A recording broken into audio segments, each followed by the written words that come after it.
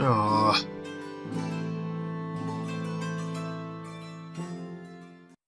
Hey guys, welcome to episode 2 of Table Flop. Story today is about Aleryth and his leap of faith. Leap of faith.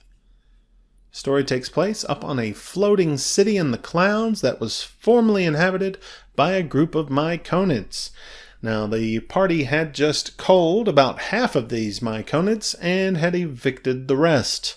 Sounds awful, but believe me, they were some pretty bad Myconids. Now they're trying to figure out how to maintain this prime piece of real estate. They're stuck up in the air with no way of getting to it. The way they'd gotten here originally was no longer an option, and they needed to find out a way to be able to get down, as well as coming back up to the floating island in the future.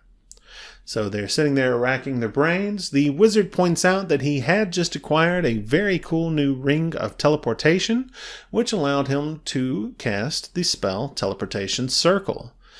Now, this spell is great and all, however, because he hadn't learned the spell, he had gotten it through an item, he didn't actually know of any locations, so he couldn't really use it, as he didn't know any locations of teleportation runes for him to go to.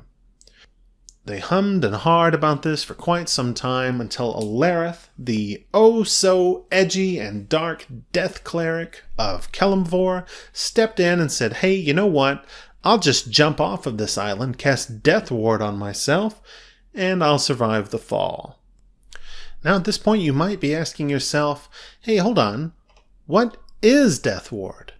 Well, what Death Ward does is the first time a target would drop to 0 hit points as a result of taking damage, the target instead drops to 1 hit point and the spell ends.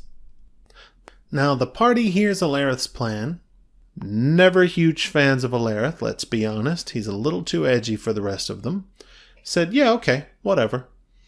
So the cleric walks to the edge and takes his leap.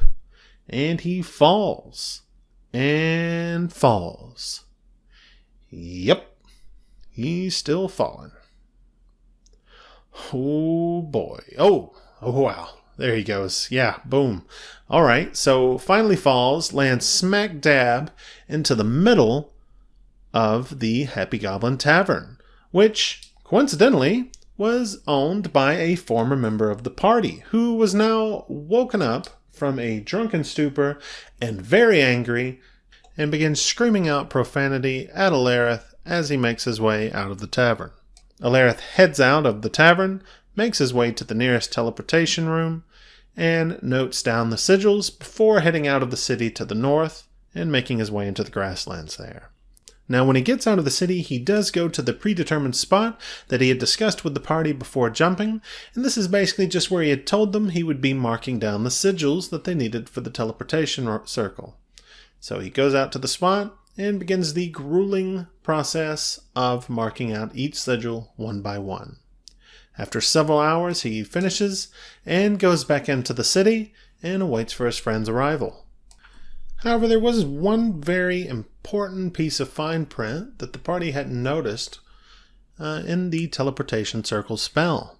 And that one is that you can create a permanent teleportation circle by casting this spell in the same location every day for 1 year. That's right, 1 year. The wizard would need to stay in the floating city, casting the teleportation circle every day for a year. Otherwise, there was no way they were going back up to their prime piece of real estate. After discussing this amongst the party, they did decide to go ahead and do that. And the wonderful Paladin of Tyr, great friend that he was, decided to stay up there with the wizard and keep him company. So after a full year of listening to his friend preach, I'm happy to let you all know that the wizard is now a devout convertee of the religion of Tyr. Hey guys, thank you so much for listening to Table Flop. If you did enjoy this story, please remember to subscribe and click like. Catch you guys next time.